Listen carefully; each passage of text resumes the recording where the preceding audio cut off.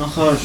նախագահ Սարգսյանը հայտարարել էր, որ Ղարաբաղի հետ պետք է համաձայնագիր կնքվի փոխօգնության, երկու արտգործնախարարությունները պետք է զբաղվեին, նախ ուզում իմանամ ինչ վիճակում է հիմա այդ համաձայնագրի բանակցություններ են ընթանում, ինչ վիճակ է այդ հարցում։ Մենք արդեն կապ ենք հաստատել մեր հայաստանյան գործընկերների հետ, որոշակի մտքերի փոխանակում կա, համապատասխան աշխատանքներ են տարվում։ Իսկ երբ պատրաստ կլինի այդ համաձայնագրի ձեր կարծիքով։ Եվ ինչ էին ինձ ներկայացնում քիչ բացատրեք։ Ես կարծում եմ մեծ գաղտնիք չկա, նախագահ Սարգսյանը շատ հստակ է ասել, դա լինել է ռազմական փոխգործակցության պայմանագիր։ Ես կարծում եմ դա պետք է լինի շատ լուրջ փաստաթուղթ, որը ոչ միայն կարտացոլի արկա իրողությունները, այլ նաև հնարավորություն կտա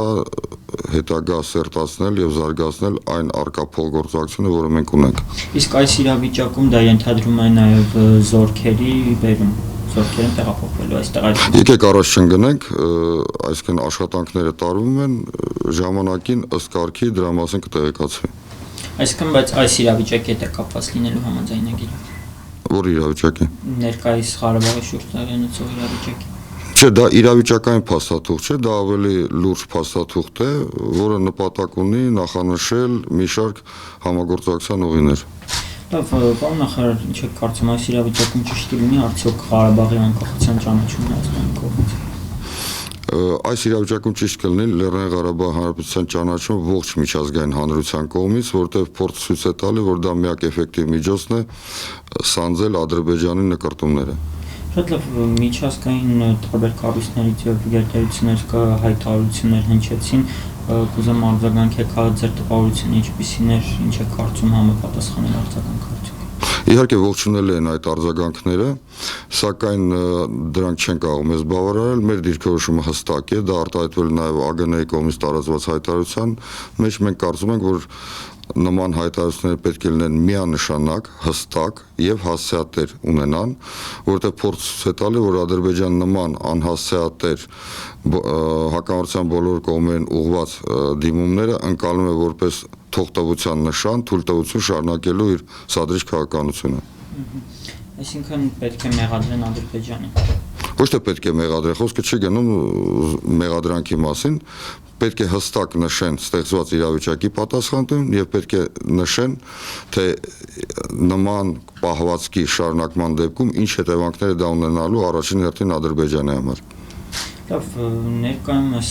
ինչ աշխատանքներ է տանում արտգործնախարարությունը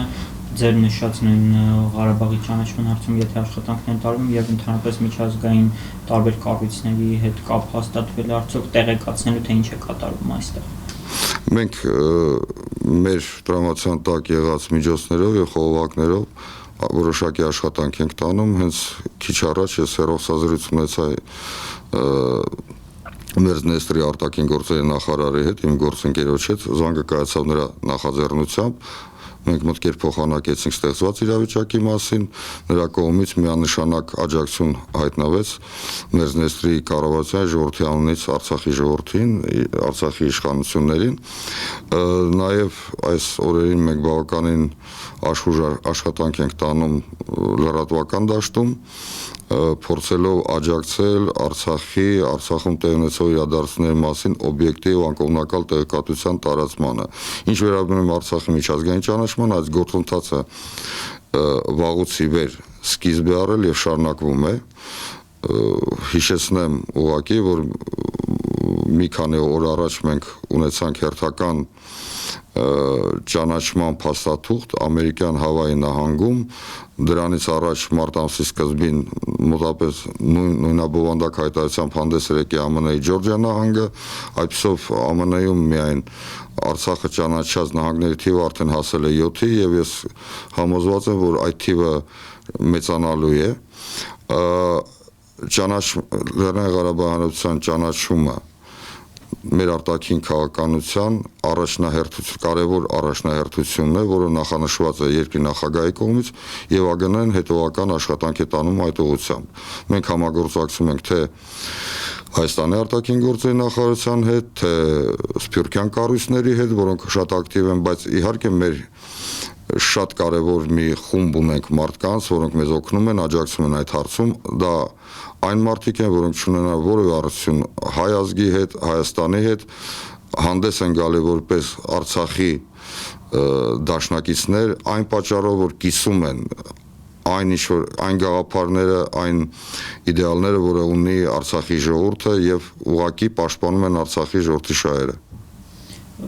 Պարոն նախարար, սա պատերազմ է։ Համաձայն եմ։ Հարցեր։ Համաձայն եմ, սա պատերազմ է։ Կվացատրեք ինչու է պատերազմ։ Թեկուզ դիվանագիտական լեզվով ինչու է սա պատերազմ, եթե ոչ ռազմական։ Սա պատերազմ է ոչ միայն ընդդեմ Արցախի, սա պատերազմ է, որը Ադրբեջանի ռեժիմը վարում է ընդդեմ ամբողջ աշխարհի։ Հա, սա մարտահրավեր է, որը Ադրբեջանն նետել է ողջ աշխարհին։ Ադրբեջանի վարչակազմը փորձում է այն քաղաքականությունը, որը տարիներ ի վեր նա վարել է իր երկրի ներսում, այսօր տարածել իր երկրի սահմաններից դուրս, փորձում է փաթաթել իր տապալված ռեժիմը նաև Արցախի ժողովրդին, փորձում է օրինականացնել իր նկրտումները արտաքին աշխարհում, բայց փաստը ցույց է տալի, որ այդ բոլոր փորձերը տապալվում են։ Իսկ ինչու հիմա սկսեց պատերազմը։ Ես կարծում եմ այդ հարցը պետք է տալ հենց կոնկրետ ստեղծված իրավիճակի հիմնական պատասխանատուին Ադրբեջանի նախագահին, սակայն դա ակնկալվող եւ սպասվող զարգացում էր, որտեղ վերջի տարիների Ադրբեջանի քայլերը դա ոչ միայն ասենք թե շփման գծում Հայաստանի եւ Ադրբեջանի հետ պետական սահմանին անընդհատ ձեռնարկվող այդ սադրանքներն են արկածախնդրություններն են, ոչ միայն դիպուկահարների ծանր հրետանու զրա տեխնիկայի կուտակումն է սահմանին անդադար իրականացվող այդ արարքները, այլ նաև այն, որ Ադրբեջանը հետևողականորեն վարում է հակահայկական քաղաքականություն, հռչակելով իր համար մեկ թշնամին ողջ հայությունը, այսինքն հայությունը ոչ միայն Ղարաբաղում կամ Հայաստանում, այսօր Ադրբեջանի հիմնական թշնամին է յուրաքանչյուր հայ, լինի նա ապրի հեռավոր Ամերիկայում, թե Ռուսաստանում, թե Ֆրանսիայում։ Այն անհանդուրժողականության քաղաքականությունը, որ Ադրբեջանը վարում է տարիների ընթացքում, այն բռնատիրական քաղաքականությունը, որը իր վարում է ժողովրդի նկատմամբ չէր կարող այլ զարգացում չունենալ։ Մենք դրա մասին Արցախյան կողմը, հայկական կողմերը բազմիցս զգուշացրել ենք համանախագահներին եւ միջազգային հանրությանը։ Մենք առաջարկել ենք նաեւ լուծումներ, թե ինչ պետք է արվել, այսինքն լուծումները շատ պարզ են եւ հստակ են։ Դիպուկարների ծանր հրետանու զինտեխնիկայի հետ քաշում շփման գծից, անհապաղ որոշակի փոխվստահության լրացման միջոցների ձեռնարկում, անհապաղ ուրեմն տեղի ունեցող հետաքննությունների մեխանիզմների մշակում եւ կիրառում։ Դրանք շատ պարզ եղանակներ եւ մեթոդներ եւ միակ պատճառը, որ դա չի իրականանում, չնայած միջազգային հանրությունը, չնայած հայկական կողմերը դրան սատարում են, դա Ալիևի վարչակազմն է։ Պարոն նախարար, հետևում եք արդյոք դրսում ինչ ինֆորմացիա է հատնում, ճիշտ է արդյոք այն ինֆորմացիան, որը երևում է դրսում արտաքին աշխարհում։ Նկատի ունեմ ընդհանուր պատկերը իրենց մոտ ամբողջական է։ Իհարկե, ես լիովին բավարարված չեմ լուսաբանման մակարդակով, սակայն պետք է ասեմ, որ այս անգամ թե հայկական պետական կառույցները երկու պետություններում, թե մեր հանրությունը ավելի պատրաստ եղավ այս իրավիճակին, ինձ շատ ոգևորում է այն արագ արձագանք, հատկապես սոցցանցերում, այն մարդկանց բարձր քաղաքական գիտակցությունը, որը իրենք դրսևորում են։ Ես կարծում եմ, որ համատեղ ջանքերը, որտեղ այն աշխատանքը, որը պետք է տարվի դրսում, քարոզչական դաշտում, լրատվական դաշտում, դա ոչ միայն պետական կառույցների գործ է, այլ նաև լրատվական միջոցների եւ հանրության գործն է, որ համատեղ ջանքերով մենք կարող ենք հասնել նրան, որպես տեղեկատվությունը Արցախից եւ Հայաստանից լինի օբյեկտիվ եւ լուսաբանի հակամարտության բոլոր կողմերը։ Ինչ կուզեք ասել արտաքին աշխարհին, ինչ է հիմա կատարվում Ղարաբաղում։ Ղարաբաղում այսօր դեռևս շարունակում են ռազմական գործողությունները շփման գծին։ Արցախի պաշտպանության բանակը էֆեկտիվ կերպով կատարում է իր առջև դրված առաջադրանքները, վկայություն են այն տեղեկատվությունը, որը տարածվում է հակառակ կողմում բազմաթիվ մարդկային, զինտեխնիկայի կորուստների մասին, բնակչության հոգևոր վիճակը շատ բարձր մակարդակի վրա է, մարդիկ միամուռ են եւ պատրաստ են պաշտպանել եւ ոչ միայն պաշտպանել, զարգացնել, ծաղկեցնել Ղարաբաղը բոլոր հնարավոր միջոցներով։ Պարոն նախարար, երեք տարածվեց լուսանկարը Թալիշից, որից հետո նաև մեծ աղմուկ բարձրացավ կապված այդ ընտանիքի տարածքների սպանության հետ այդ վայրակցելով եւ սա խոսում էին նաև շատ քննարկում էր սանկցիաների հետ կապված հարցը, սա խախտում է նաև ռազմական հանցագործությունը, տարբեր կարծիքներ էին հնչում, բայց ավելի շատ դիվանագիտական մասով ի վերջո սա ինչ էր, սա պետք է դատապարտվի։ Միանշանակ եւ մենք բազմից ասել ենք, որ Ադրբեջանը այսօր իր ներկայիս վարչակազմով, իր ներկայիս ղեկավարությամբ, որը առաջնորդվում է, գիտեք, քարանձավային մենտալիտետով, միջնադարյան ինչ-որ գաղափարախոսություններով, դա ոչ այն ինչ է, քան թե տերորիստական պետություն։ Եվ այդ փաստը վկայում է, ես որևէ տարբերություն չեմ տեսնում այն հանցագործների միջև, որոնք այսօր կատարվում են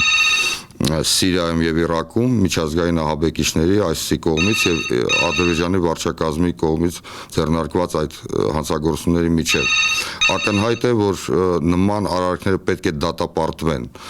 է դատապարտվեն ոչ միայն նրա համար, որ նրանք գործել են Ղարաբաղի բնակչության դեմ, Ղարաբաղի տարեցների, Ղարաբաղի երեխաների դեմ, այլ առաջին հերթին, որտեղ դա հանցանք է մարդկության դեմ։ Եվ վաղ թե ուշ ես համոզված եմ, որ դրա պատասխանները պատասխան տալու են, ինչպես նաև պատասխան են տալու բոլոր նախորդ հանցագործությունների համար։ Պարոն նախարար, ի վերջո Թալիշում ինչ էր տեղի ունեցել։ Ես արդեն ասացի, Թալիշում տեղի ունեցել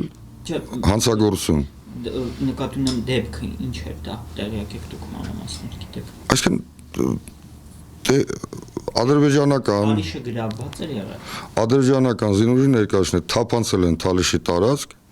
եւ առաջին բանը, ինչ որ իրենք արել են, հա,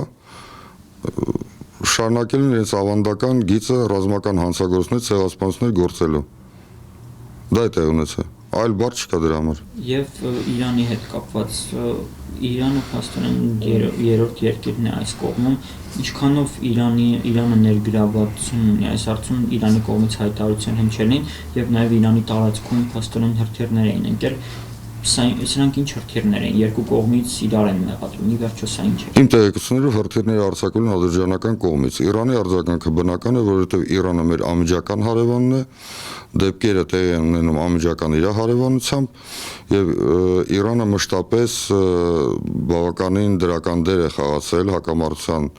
կարգավորման պատմության ընթացքում, գիտեք, բազմաթիվ նախաձեռնություններով է հանդես եկել ի տարբերություն մեր մեկ այլ հարևանի, այդ առումով Իրանի արձագանքը բնական է։